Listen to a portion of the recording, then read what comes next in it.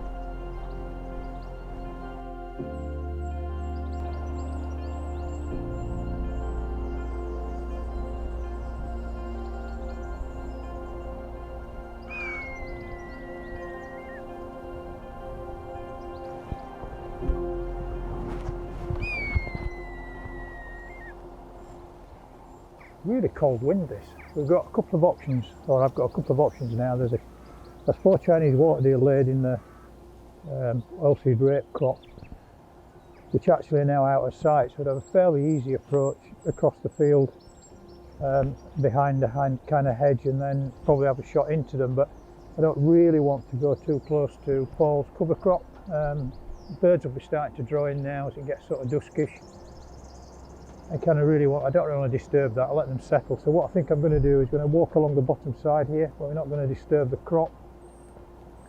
And there should be a little sheltered area just in the corner here. So Chinese water deer, like any other deer, cold wind, generally tucked in out the weather. So I'm pretty sure we'll find some deer out there. So I think that's the option that I'm going to take. Bear in mind that the light will go quickly. There's a biggish buck just running across the field there. They're not actually fully starting to rut yet. It's just started to see a little bit of a hint of the start of that. Some of the younger bucks are starting to get a bit playful and chasing around, and 1 or 2 of the bigger bucks I've seen just starting to pontificate a little bit, but they're certainly not fully rutting, but I reckon that's just about to kick off.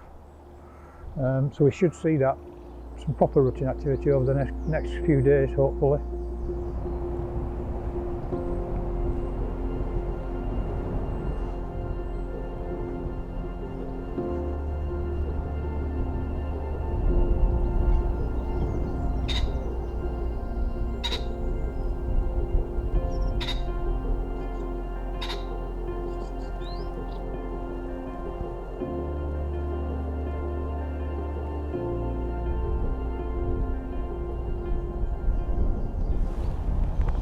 I'm not sure.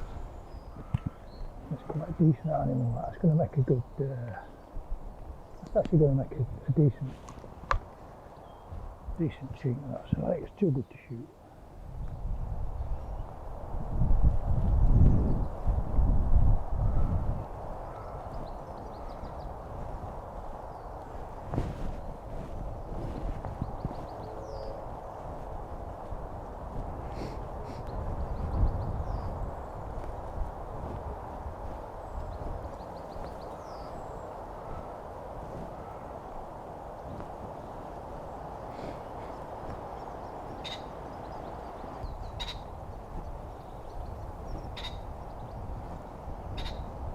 I think there's, just carefully, because I think there's some around the corner.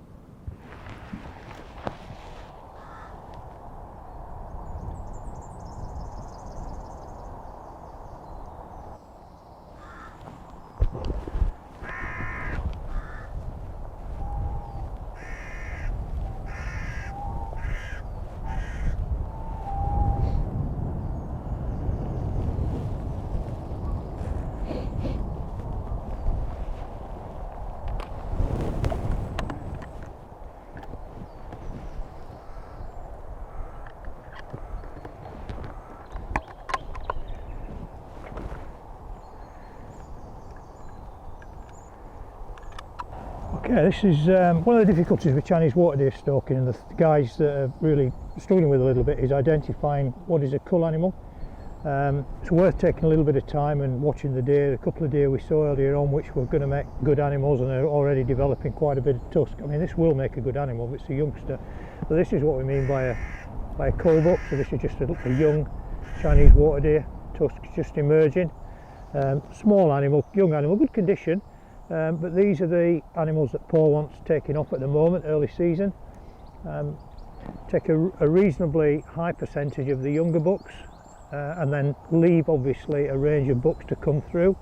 And the reason that we're particularly on this field is you can just see beans emerging, just all starting to emerge as the colder weather comes now. The Chinese are going to start nibbling these, so potential for quite a lot of damage. So, you know, this is one of the fields that clearly, you know, wants to keep an eye on and protect the crop just as it's coming through.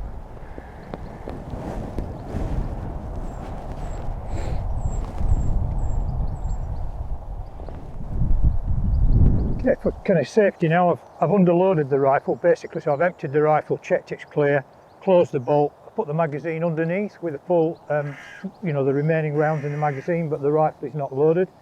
So I'm going to carry the Chinese now over to the nice sort of couple of deciduous trees over here. I'll just get a low branch, suspended gralloch, nice quick clean suspended gralloch, into the row sack and then back to the larder, and then we'll clean it all up.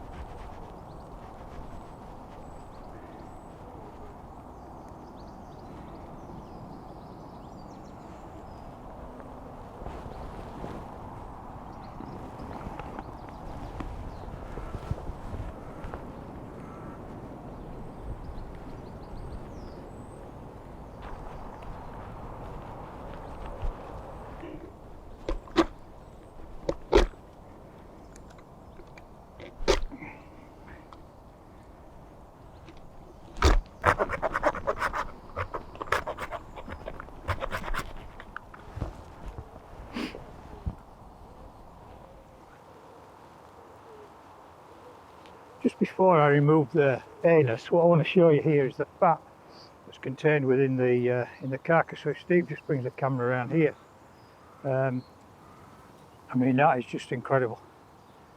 I think to say what you're looking for in kidneys is encased in fat is an indication of good health. This just shows you. Look at the amount of fat through there. I mean, talk about good living. Nice clean pelvic area, suspended gralloch way forward. Very easy now, this deer will gralloch itself. Pity Zosha's not here, she'd be loving those. She'll be able to watch it on a telly later on. And basically just free off the diaphragm skirt.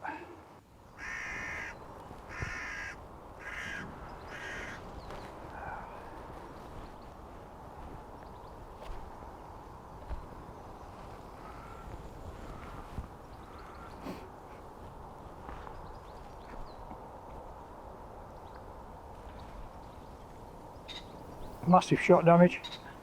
So you've got the entry just through the heart, skimmed spinal area, and then quite a large exit. This is the 6.5 by 55, and this is 120 grain Norma.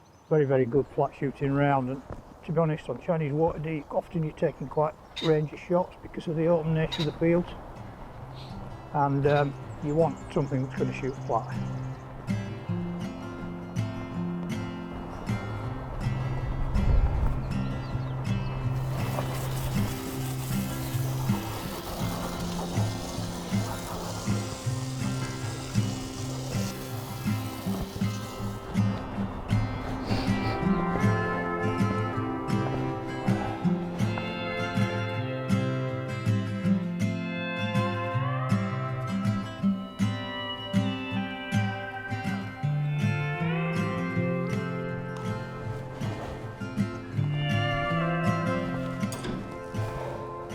And it's a really good eating, these Chinese water deer. There's a lot of fat on them, more fat than I see on any other deer. The only one close to it would be Sika, but they don't have the same amount of fat. The body fat and the suet in here is just unbelievable. But in these sort of conditions, eating poles, pheasant food most of the time, plus these crops, and is there any wonder really why you've got, you know, beautiful conditions. They're a lovely deer actually, pretty little deer. Not quite as pretty as my favourite roe, but they're alright.